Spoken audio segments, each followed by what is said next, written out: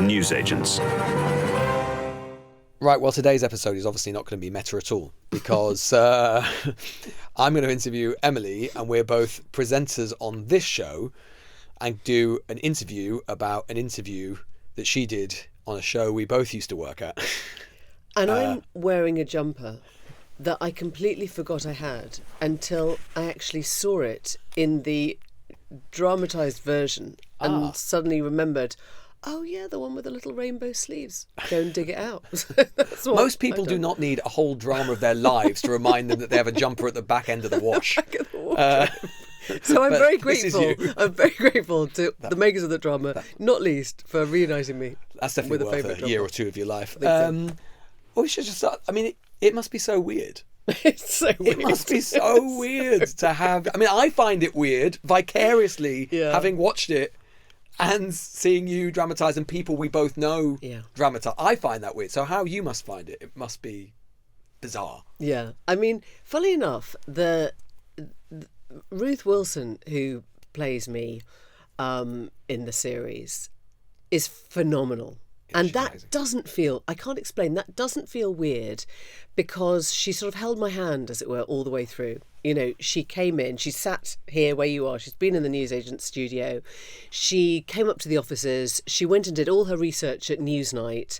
She seemed pretty shocked, to be fair, when she came in and watched us. And Do the you sort of chaos. Yes, I think the that's chaos right. Of it, I think, you know. No, I think that's right. I think people don't get newsrooms until you've been in them. And you know, did take a phone call in a dog bed. At least one, probably. But she did turn to her voice coach and sort of mouth, what the Yeah. Well, I tell you what it was. We were watching. Do you remember we were watching Prime Minister's Questions Go Out? It must have been a Wednesday lunchtime. And whilst that was going out, we were kind of carrying on having a totally normal conversation. You with your rollers and in. with me with my rollers in, and listening to all the clips and knowing exactly where the argument had gone and who'd just said it and who'd responded in the dog bed, and trying to get the episode, that day's episode up, which was all about, I think, foreign aid and the Rwanda scheme. Yes, of course. And so you sometimes have to sort of see your, I guess this is what it has been, it's seeing my life from somebody else's perspective and saying, we work in stereo, or maybe what comes after stereo?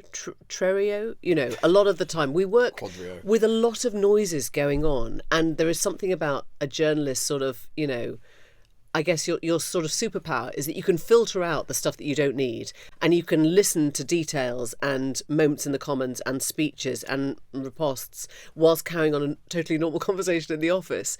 And so she was sort of watching all that put together, and I think it was just the speed, you know, until you're in a newsroom, you don't realise the sense of urgency that everything has when you're working down to a deadline or a record or a moment. Have you found it exposing? Because I mean, I know you, and you're a private person. You don't really like, you know, the things in the papers and all this sort of stuff. It's not something that it's something that you worry about. I was in a way sort of surprised that you maybe wanted to do it, which leads me to the next question, which is, why did you want to do it? Well, let me do the exposing one first then. I think at the beginning, I tried really hard to want to make everything accurate and everything real. The team were incredible, and they were so sensitive to all that stuff. I think if it had been a different team or done it a different way, it would have freaked me out. But actually, everyone got it, you know. So they'd sort of come round to my house, and I'd have, you know, sort of chats, you know, what if this is Christmas, what would you have, a Christmas tree or a menorah? And I'd be like, oh yeah, both, you know. And so at the beginning, I was trying to make it very close to my life, and then just as you said, it struck me, and I was like, actually, I'm not sure I want to do that. You know, I don't want my children portrayed. I don't want, you know, exactly what my house looks like portrayed. And so actually, I suddenly realised that I wanted it to be less accurate in certain parts of my life. You know, I didn't use my home. I obviously, you know, we made my children's ages much younger because it was just sort of less kind of naff, really, for them to have to sort of see portrayals of themselves. And so that it then became a letting go exercise, I suppose. Yeah. Did you feel sort of weird obligations to others, though, in terms of kind of how they're because this is all part of the process, isn't it? That was the hardest thing for me, was getting other people right. And the best thing actually for me in the drama was that the writer straight away went to lots of other members of the team and said, tell me your recollections, tell me your memories, tell me how it happened. And that was so helpful for me because it meant that it wasn't just my interpretation, my narrative, my story. He talked to a lot of the team that had been on the original interview. And so we got this real sort of 360 sense of everyone's recollections. And I wasn't in the room for those conversations. And so I would read the script after he'd had these conversations with, Stu or Esme or Jake, and I'd go... These are all people on the editor. These are all part of the editor or the production team. And I'd say, oh, but that didn't happen, did it? And he'd go, yeah, it did. And I'd say, oh, I was never told about that at the time. There's a bit at the end where we think the whole interview's been pulled, and they never actually told me that it had been pulled. They kept that from me because they didn't want to freak me out. They were sort of protecting me. And so it's only when you read the script of the drama that you think, God, that team was phenomenal, that they sort of kept all this stuff going and cooking and calming me down as well. And I only found out from the drama. So I love the fact that it has lots of people's stories, and all our different recollections have sort of gone into making the sort of composite of the script, making the whole. Is that why you wanted to do it? Because, I mean, it has been obviously like a long established tradition that, events like this or big cultural moments like this, they do tend to get dramatised. And obviously these events were in 2019, right? So like a lot has happened since then. It feels like a long time ago, but it's still like 5 years ago. Was it trying to get everybody's kind of version of the story in there to create that fuller picture? What was it that you wanted to... Well, I think it was a project that needed distance from the original interview. It wasn't something that could have happened, in the month and the 6 weeks after it, because really it was about what has happened since. And in terms of the actual chronology, we put the interview itself almost to the minute, bang in the middle of the 3 episodes. And so you get the build-up, which is quite fun and, puts it in the sort of context of what happened. And then you get the interview itself. And then actually, for my money, the 3rd episode is the most extraordinary because it's the fallout afterwards. And so I think we needed to be away from that moment. And Blueprint, who's the production company that I work with, have got this way of doing... I mean, they did a very English scandal, the Jeremy Thorpe one with Hugh Grant, and they did a very British scandal with Claire Foy about the Duchess of Argyll.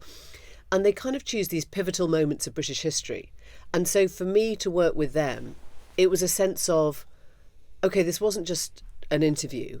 With hindsight, or with this amount of distance, are we asking whether this was a turning point, a pivotal moment in British history in terms of the relationship between the public and members of the royal family? And I suppose that's why it felt worth doing, because it's not over yet. There is no conclusion. And that's something that really kind of plays into the way that the writing happens. We don't know the ending of this yet, but we do know with the 5 years distance that this seems to have kind of reshaped things in some shape or form. Did you ever think it would happen in the lead up to it? Or did it feel incredible that he would actually sit down? The interview itself? Yeah, yeah. Well, I mean, let's pull the curtain back and let's say that we should say we were at a party last night where Kirsty Walk's leaving party, where the most brilliant story was told by one of our colleagues about how he narrowly missed out on doing an interview in Kuwait with Osama bin Laden. In the year 2000. In the year 2000. And I would say that most of our journalistic lives are comprised actually of those kind of moments, of the things that got away. Well, every day you get up and you bid for people that there is absolutely no chance will say yes to you. All the questions you should have asked, and they come to you in the middle of the night. Exactly. And you're like, why didn't I say that? I think journalists live on this sort of multiple reality, don't they? Of, we'll aim for Obama and we'll get the associate professor of psychology from Leicester. You know what I mean? If we're lucky. Yeah. And so you kind of go through all these sort of bidding moments, don't you? And the story that we were told about Osama bin Laden is like nobody really knew who he was at the time. Yeah. So you kind of turn down the guy who might turn out to be the biggest. Well, he hadn't done the big thing yet. He hadn't done the big thing, Would have been hard to foresee. But did I think we would get it? I mean, we had a really, kind of ravenous team. And I remember Sam McAllister started the bidding for Andrew, way earlier. She was Newsnight's interviews producer. She was the sort of booker, she was our guest booker, and she started it really early, and she was really hungry, and she was making these calls, and I remember her sort of turning around and saying, if we get an in with a Palace, what do you think? Should we? And I was like, yeah, of course, yeah. I just said yes to everything, because I assumed that... So you're not going to say no to it, why would you say no? And actually, my way of saying yes, I'm on board is like, okay, I'll come along to this. So occasionally there were other interviews as well that we'd go and we'd have drinks, we'd sort of wine and dine publishers, we'd sort of go out and say we really want this. So there was a sort of effort being made, and the curious thing was that Andrew was offered to us quite early that year, but it was ring fenced. When we sent off a list of questions, there was a ring round Epstein. I think it came back in May of 2019. Yes, you can do an interview with Andrew, but you can't ask anything about Epstein. It's off limits. Off limits, right? And so, we were kind of going, what do you think? What do you think? How do we do this? And Stuart MacLean, who was the deputy editor at the time, just went, don't like it. Remind people, what was that? Because chronology is even confused in my head. What was known about Epstein at that point? So he hadn't yet been arrested. Yeah, right. So, and it's a really good question because, Epstein for America turned out to be as really their sort of Jimmy Savile, this monster of a paedophile who had abused and enslaved and entrapped women and never paid the price for it, obviously died in jail in August of 2019. But in sort of April, May of that year, it was before he'd been arrested, and we knew that there were rumblings and there'd been articles and there'd been conversations about the friendship, and he had been previously convicted on a charge in Florida and actually served jail time, but then gone back out into the world. He'd sort of, they've got these weird systems in America where you can sort of do a plea bargain and sort of come out again. And so in May we were told you can't ask about Epstein, because Andrew had, after he'd been released, been seen with him in New York. He'd gone back to his house. He'd gone to stay with him. That was the whole thing. He'd literally gone to stay in his house, for 4 days once he had been a convicted paedophile. Anyway, Stu's kind of gut feeling was, I don't really want to do an interview when there are red lines around it. That doesn't feel like good journalism to me. And I remember kind of thinking, wow, that's really ballsy. We're going to lose this interview. He'll go somewhere else. And he did. And he went off to ITV and he did an interview with ITV, and obviously, it was about Picture the Palace and all the rest of it, and nothing was said.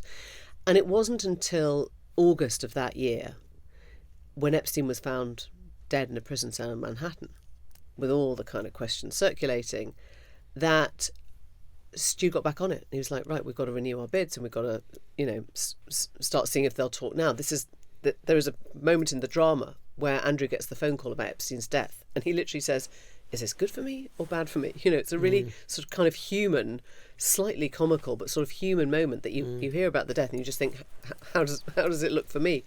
And at that point, we started the conversations, and then Sam was sort of back in touch with his PA, his sort of private secretary, and we got our first sort of moment, in Buckingham Palace, and then we got invited back, and this time Andrew was in the room as well.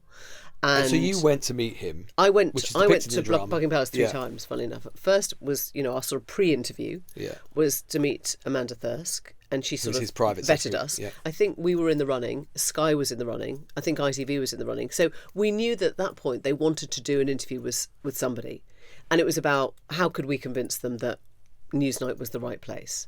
And so the first meeting was just Amanda, and then the second time was both Prince Andrew and Beatrice, which completely sort of shocked us, So you walk in and his daughter is there. His daughter's there and he's there.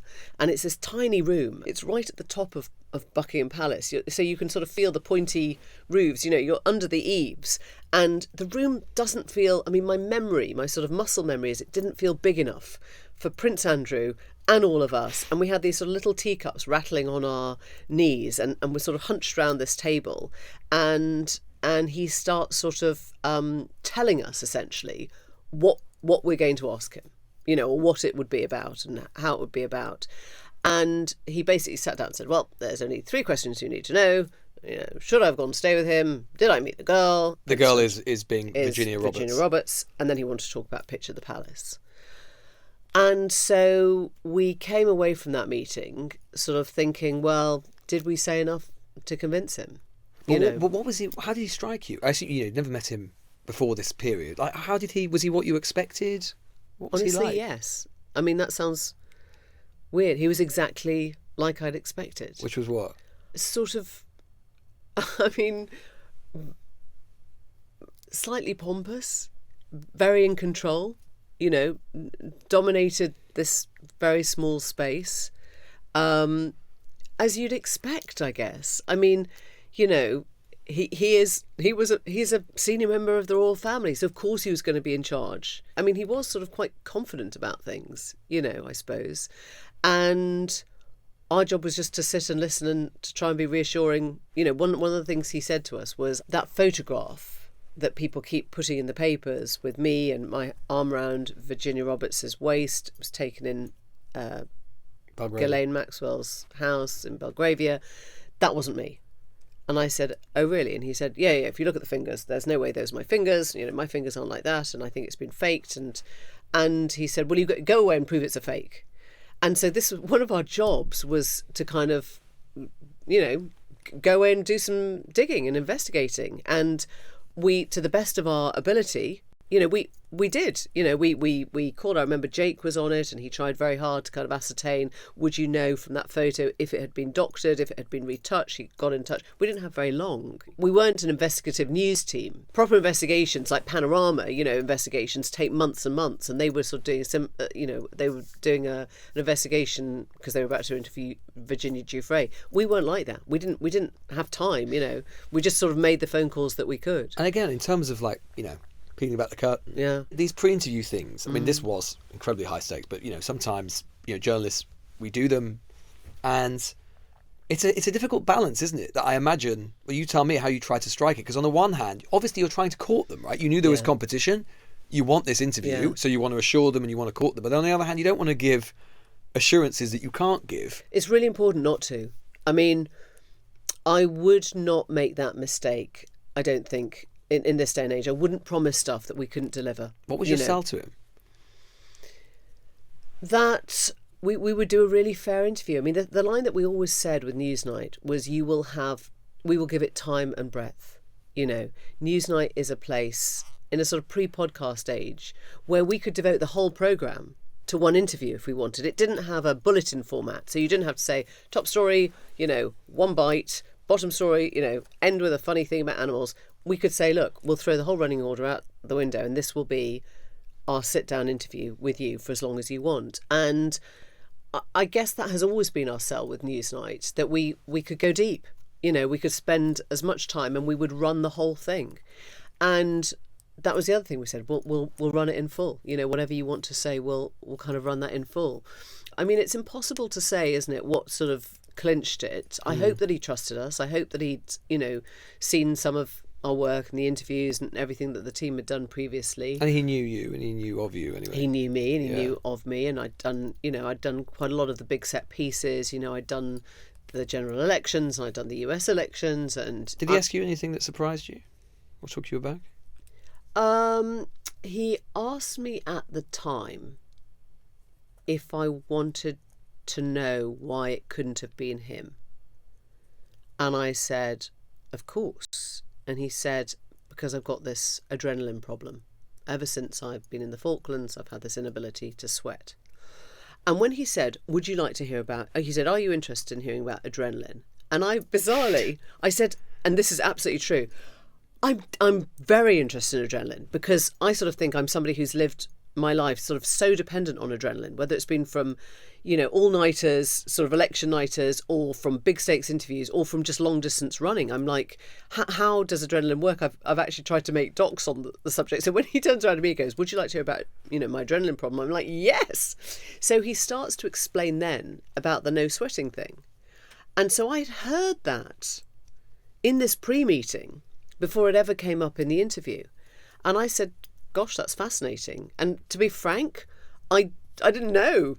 I'm not a medical specialist. Maybe it's true. Maybe it was true. I had no idea. And so I think we were open. That's what I'd say. We were open, we were direct, we were clear. We weren't sort of fawning at all. We said, I remember saying to him, I'll have to ask you more than that. You know, it's got to be a proper chunk, because I can't just come in and do 3 questions. It will have to be a proper sit down. But I think we were genuinely interested in his story. You know, of course we were. And interested in his descriptions of, you know, adrenaline. So you hear that you've got it. Yeah. You get the call. Yeah. What did you think at that moment? I was... Panic? Yeah, absolutely. So I was desperate. We went to that meeting on the Monday, and I said, as soon as we got the call, it was Tuesday morning, I think Stu got the call, and I said, let's just do it today. Because I live in total fear. I mean, A, I'm very, very impatient. I'm really annoyingly impatient, you know. But B, I live in fear of people changing their minds. So it's always the fear with these interviews. Completely. Right? As soon as somebody starts to wobble, it never happens in my experience. So I said, Stu, just let's do it. Just let's do it this lunchtime. I'm ready for it. I'd been prepping all weekend. Let's just do it. So you'd been prepping even just in case. That's how we live our lives, yeah. right? You know, I'd been at a sort of brunch with 2 of my best girlfriends, and I'd said, I've just got to slip away now and do some work. And I'd never said to them what I was doing, but, you know, afterwards they were like, okay, that was what you were doing. Because it was all top secret. It was all top secret. I hadn't told anyone. But I had been working on a kind of list of questions, a sort of, you know, a document that could be updated or sort of, you know, researched, or dates, times, places, all this sort of stuff. So I said, Stuart, let's, you know, it won't be perfect, but it's better to do it today than to let him change his mind. And Stu came back and said, yeah, no, you know, we asked, but actually he's got something tomorrow, and I think he wants to have a day, and Amanda wants to go through some questions with him and all the rest of it. So it wasn't until Thursday. That Thursday, bizarrely, I was meant to be chairing a speech in the city with John Kelly, who was Trump's Chief of Staff. And I remember thinking, former Chief of Staff. Yeah. And I'd been so looking forward to this meeting with John Kelly. I was like, oh my God, I'm going to get inside the White House. And so I remember sort of saying to Stu, anytime but not that Thursday lunchtime, because I've, you know, got this John Kelly thing. And of course it was then Thursday. And I remember at one point going, I wonder if I can just get to the city, just do the John Kelly thing, just come over there. So you. So me, you know. You. And your head, you need to shake yourself. And then I sort of called out, I was like, okay, I think I'm going to have to let the John Kelly thing go, you know, next time. And so we had that extra 48 hours. And I went into the BBC, and the whole team was together, and the one thing that we'd promised them was that we would do a VT, a film, essentially, setting up why this interview was happening and why the story needed to be told. And so there was a team that worked on the VT, Stuart Denman, Alicia Kiro, and Charlotte Sopel, and there were, you know, sort of editors that were working on that. And then there was a sort of another team that were basically beating me up, you know, in interview terms, and trying to put me on my guard and ask me all the questions that would throw me off, you know. So Esme was, you know, I mean, I sat down opposite Esme Wren, who's the editor at the time, and I asked her my first question, and she just went, don't you think it's a little bit beneath you at the BBC to be asking these kind of salacious questions that are based on nothing but gossip? And every time she said that to me, sort of eyeballed me, I'd go, would have been quite a good answer. Brilliant. It would have been, I mean, because you know, then it's back on you. Well, you know, and it's to be fair, she didn't just pull it out of nowhere. It's something that politician after politician does use on BBC journalists, you know. There's a scene, I don't want to give too much away, but it depicts you going into the palace. And it depicts a very confident Andrew who feels he's in control, and you're running a bit late. My sweaty Betty bag. Your sweaty Betty bag with your heels and your clothes. Is that right? Yeah. I mean, I prepare, I live my life expecting catastrophe at every turn, and I sort of prepare. We have that every morning meeting, by the way. Completely. For the show ahead. I mean, yeah, for ages, you know, I had this thing in my handbag that could smash a car window to retrieve a child that was stuck in the backseat of a car in case of an emergency crash. Just in case, right? So that, I mean, sorry, that's a sort of window into, you know, really... Not that you're unduly pessimistic or anything. No, I'm not actually pessimistic, but No. I do, but I'm a catastrophantist. And so I'd taken this bag of clothes with me that had like 3 changes of clothes, 2 different jackets, different shoes, in case something happened. I don't know, in case there was a coffee spill, in case there was a problem, in case a heel broke, in case, you know, whatever. And also because we've been told that we might have to do the B-roll. B-roll is the kind of extra shots, you know, the sort of film, in Buckingham Palace garden. And so I thought, oh my God, I don't want to end up in stilettos in Buckingham Palace garden with my foot like trapped in crazy paving. I don't know if they have crazy paving, but I was just imagining just next to the garden gnomes. Yeah, exactly. Yeah. So I sort of had everything, and I must have been. I mean, I don't think he was watching me out the window, no. But I must have looked quite chaotic. It was a big silver sweaty Betty bag with bright orange handles, and it was just stuffed to the gills. Had you slept the night before? Very little. Yeah. Not unusual. Not unusual, but even so. But even so, there was a sort of little heart palpitating, going in. And I remember going into the room and thinking, I cannot face everyone in the big room. So I locked myself in the loo. And I suddenly realised that the interview would take place over lunchtime, and I was like, I don't want my tummy to rumble. So I started eating dark chocolate from my handbag, just because I thought, the one thing I can't have in this really important interview is kind of any noises. It's sort of ridiculous. Did you? I mean, you must have been aware, but did you actually think, or did you put it out your mind that this could be the making of you, even more so to another level professionally, but it could break you, that it might undo you? Were you thinking in those terms? There have been so many encounters between the royal family and the BBC. It's generally the BBC staff that lose their job. So of course that was going through my mind, and we purposely hadn't told anyone actually outside the sort of core group, because we didn't want it to just sort of get derailed, I guess. I watched actually back the interview for the first time in full. I've obviously seen the dramatisation of it now, but when I knew we were going to do this, I was watching it back the other day, and something really struck me about it, because I hadn't seen it since it went out. And in a way, the thing that struck me most about it, as an incredible interview as it is, and it will always be remembered, in some ways, it almost doesn't sound like you. And I know that might sound weird, but it's like, because it's a completely different interview, it made me realise, to almost every other interview I've either done with you here or seen you do many times.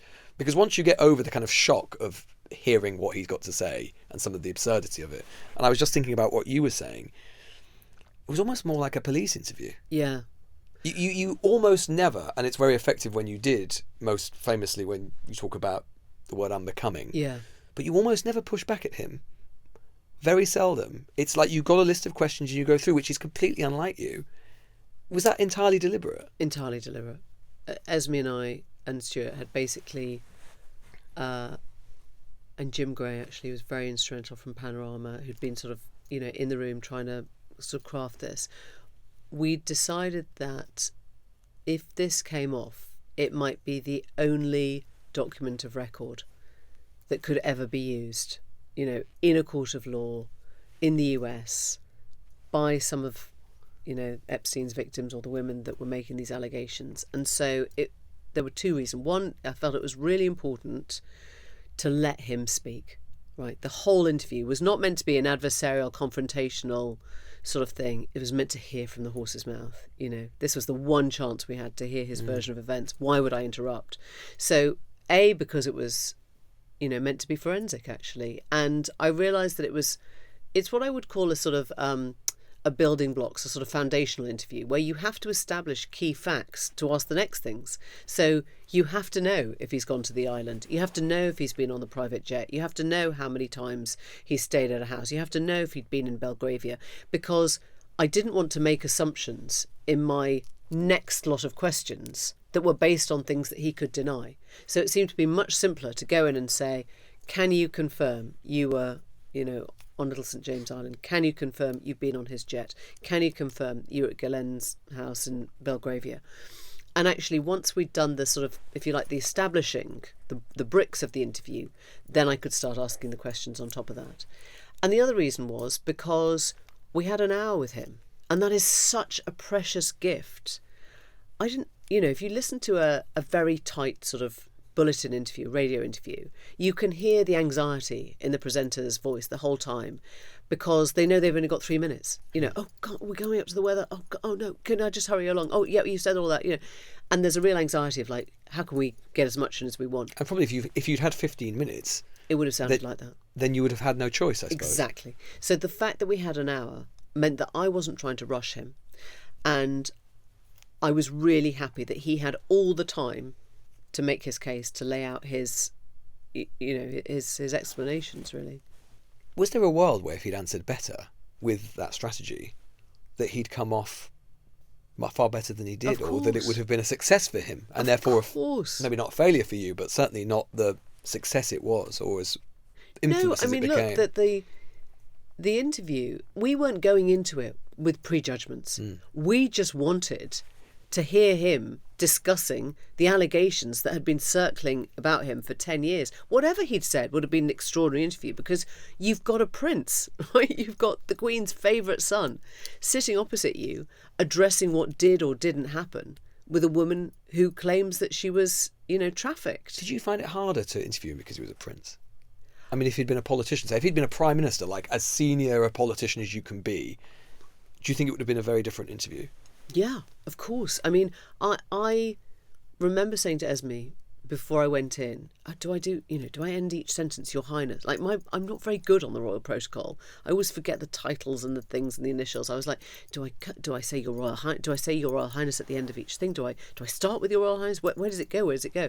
And she just looked at me and she was like, you're a journalist. You say it once at the beginning of the interview and you say it at the very end.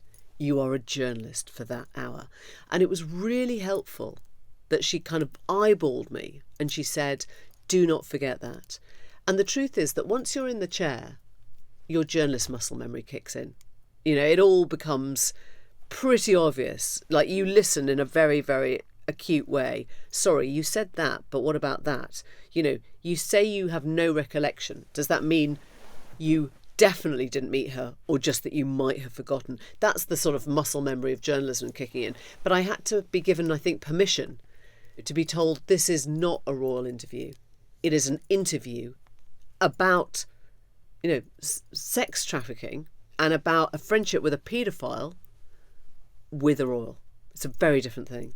In terms of the aftermath of the interview and what happened next, I mean, there's the long-term aftermath, which we can talk about, but one of the things that I remember thinking, like in the immediate aftermath of it, or in the immediate sort of days after it, was one of the instant takes of it was so bad, why did he agree to do the interview? Which I don't know about you, but I always found like a really troubling kind of take from it, because like journalists were saying this, right? And I was like, this is weird, right? We want people to do interviews. That's surely not the takeaway from it, right? Why did he agree to do the interview? Yeah. The takeaway is either something about the interview itself being good, or it tells us something about the story itself, right? I think there's a moment in the drama where, and just to sort of explain, in the first part, you see the two worlds set up very differently. There's the Prince in the palace, and there's the Newsnight team in the BBC. And everyone's in their own little world. And ours works in a world that is so fast and so urgent and so quick and so demanding. And his works in a world which is stately and considered and sort of temperate and very formal. And that contrast then kind of smacks together in the second episode. And there is a moment where they've done the interview in the back of the cab where I think one of them says, he seemed like slightly out of it. And she, the Emily character, says, he seemed almost guileless. And it's a horrible moment, that, because what you don't want it to be is an unfair fight. That was never meant to be the thing. And I think what the drama does is show it's just the clash of those worlds. We were there. We were imagining, if it had been a politician, if it had been somebody, that had been doing these kind of press interviews every day of their life, if it had been somebody who said, oh, I think that's rather beneath the BBC. But it wasn't. It was somebody who lived in a completely different world, who lived by a different set of rules, who had only ever had deference. And I think that's what the drama shows, is that sort of clash of these worlds, really, these two institutions, the BBC, who's used to working in a world of kind of, robust interrogation, and the world of the palace that works on a very different sort of time. I mean, that was the other thing that I thought when I rewatched the actual interview and the dramatized version. It's like, there seems to be a man who has no ability to perceive how he might be perceived, right? Doesn't that go with the job? Exactly. I mean, yes. That is a worry, because it's a bit like, I mean, I guess this lies at the heart of the whole kind of enigma of having a royal family. Do we want them to be royals and above us, and princes and princesses and incredible gold carriages that look like Cinderella moments, running down the Mall? It is a fairy tale that we invite them to be part of. And then we turn around and we say, why aren't they more like us? Why has the Queen got a gold piano? She's got a gold piano because she's the Queen. If you don't like a gold piano, you fundamentally probably don't like the idea of the monarchy. But I think we give off slightly kind of conflicting messages, don't we? Which is, we want the fairy tale. We want Kate Middleton, Princess Kate, to be this incredible sort of, beautiful, untouchable figure from the balcony, sort of a beautiful family all around her. And then we say, why haven't you appeared? And so I suppose that does lie at the heart of the sort of, the tension between the British public and the royals. I mean, he thought it had gone well, right? He thought it had gone really well, yeah. And you knew that at the end he... Yeah. I mean, he invited me back. So in that sort of walking shot when we were going through the palace and we were sort of looking at, he showed me where his mum, where she worked and where her office was. Which you did after the interview. He did it after the interview. And that's always the sign, isn't it? If somebody's unhappy, they just want to get out of there, or they want you out of there. And we walked past the statue of Prince Albert, and he said, he was the first entrepreneur in the family, and I like to think I'm the second. He said, next time we come back and we'll have a discussion about Prince Albert and about entrepreneurial work. And so I remember thinking, gosh, okay, he's happy with this. But you knew what you'd got. I knew that he had said some extraordinary things. Yeah. I mean, you're kind of locked in the moment, is the truth. So you haven't had a chance to process it. But I knew what I'd heard in the last hour. Yeah. And I knew he'd done it. I mean, importantly for me, he'd done the interview.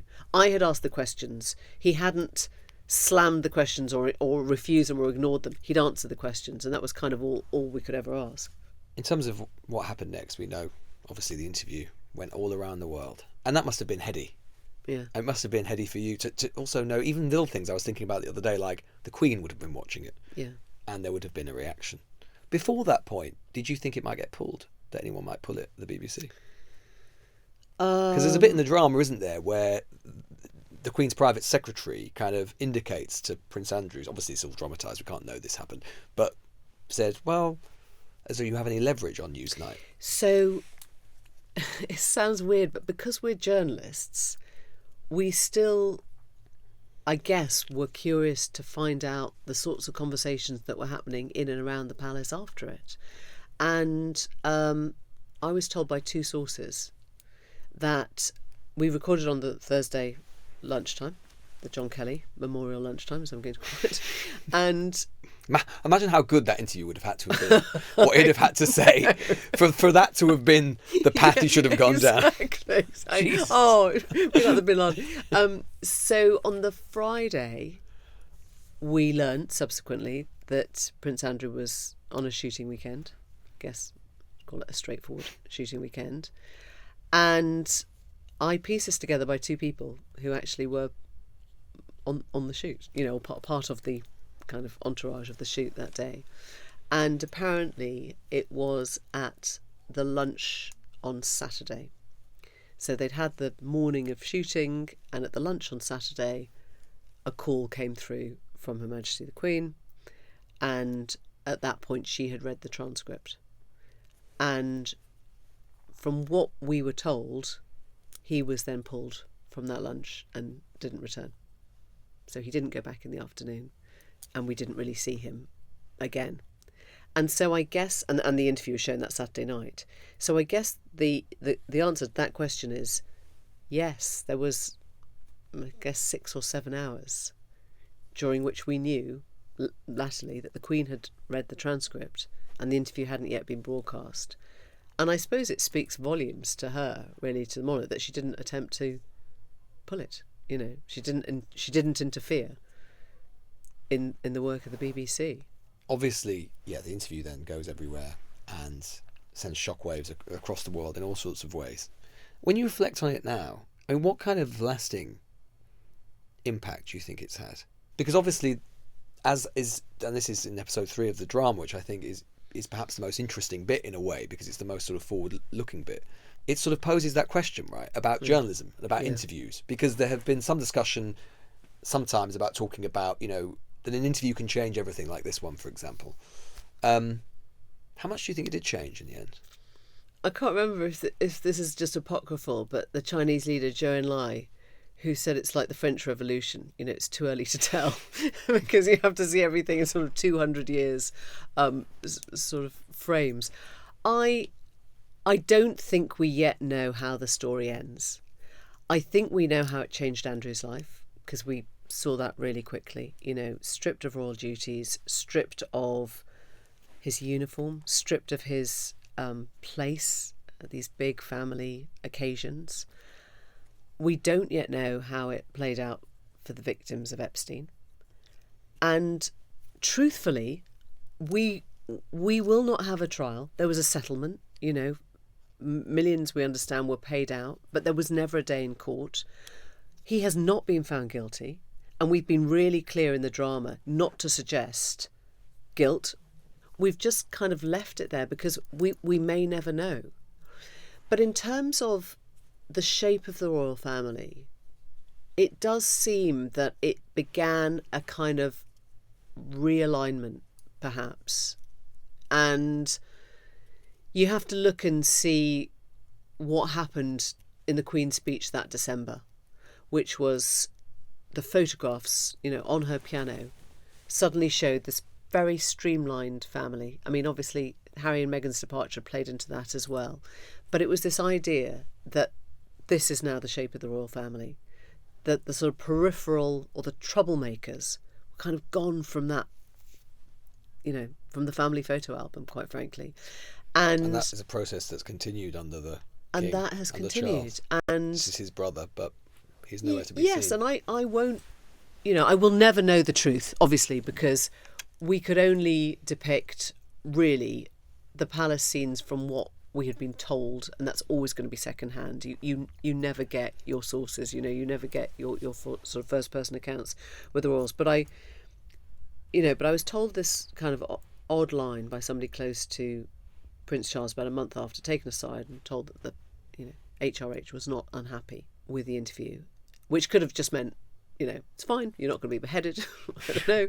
Or it could have meant that it served a purpose, for an incoming monarch who wanted all that noise to go away and actually wanted to reset the relationship between the monarchy and the British public. And maybe, I mean, who knows, this was one of the Queen's last big decisions before COVID.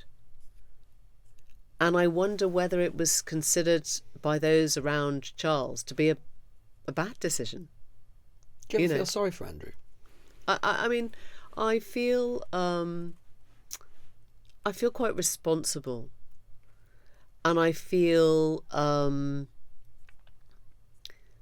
that journalists have to have a sort of duty of care, you know, in the work they do.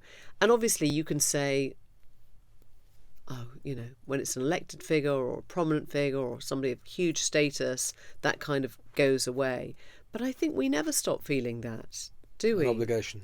Yeah, kind of a responsibility in terms of... And you met his daughter as well. Did you feel sorry for her? Daughter. I was approached... It's really funny. The reason why I guess the daughters are in the drama was because we wanted it again to reflect all the different ways in which people's lives got slightly turned upside down by this. And I was at a party and I was approached by James Blunt, and he said, I was with the daughters, And I don't know if he said that night or the sort of days afterwards. And he wasn't, he wasn't accusing, he wasn't condemning me, but I did suddenly kind of go, yeah, that must be hard. You always think, don't you? We think of the politicians' kids when they're in trouble. We think of all the ramifications of that, and so that became quite a sort of an important part of the drama as well. That it had a 360 feel. I don't know if you felt that, but we talk about the other women in Andrew's life. The daughters that he adores, the ex-wife that he's still really close to. His mother who he worships, and you suddenly, when we talk about sort of victims, there are lots of different sort of scales of victims, and the people. I mean, I'm sure he is a wonderful dad. I'm sure he was a sort of a great husband or whatever. Who can ever tell? But it makes it even more complicated that you've got this sort of roundness of character, and that was something that Michael did brilliantly. And Jeremy Brock, the writer, did brilliantly. I didn't want a comedy villain. That wasn't interesting for me. I didn't want to kind of, I didn't want the Halloween mask particularly. I wanted somebody who was a rounded figure, who may or may not have made some dreadful mistakes, and who, frankly, may have probably abused their power. There's so many questions about abuse of power in this, and we're living in an age where that is seen as absolutely unforgivable. It must feel weird, right, in a way. I mean, your name and his name will be forever linked. I mean, for everything that you just say and against that obligation, it must have felt weird as it unfolded, and still feel weird in a way, to think that, I mean, this is probably, I mean, who knows? I mean, maybe one day you will get that interview with John Kelly, so that actually might supersede it, to be fair. But it's going to be at the top of... he'll do an interview with Lewis Goodall. Well, no, let's not. No. He's not that badly advised. But does that feel weird? To know that something's at the top of your obituary? Probably. No, I can live with that. I mean, no, it's fine. I think as a journalist, it goes with our territory that we meet extraordinary people. And I guess all you're really hoping that your encounters are fair and that they are accurate and that they withhold the test of time, And the drama, I think, cements that interview as this one kind of moment in history. And the reverberations are, I think, still being felt. Well, this has been weird, hasn't it? And we should probably leave it there. Talking about Labour backbenchers tomorrow. Definitely. I was going to say thanks so much, but it's like, well, we'll see you next week. Yeah, so. We'll be back. Will we? We'll be back. Well, who knows after this? I might not be. The Newsagents. This is a Global Player original podcast.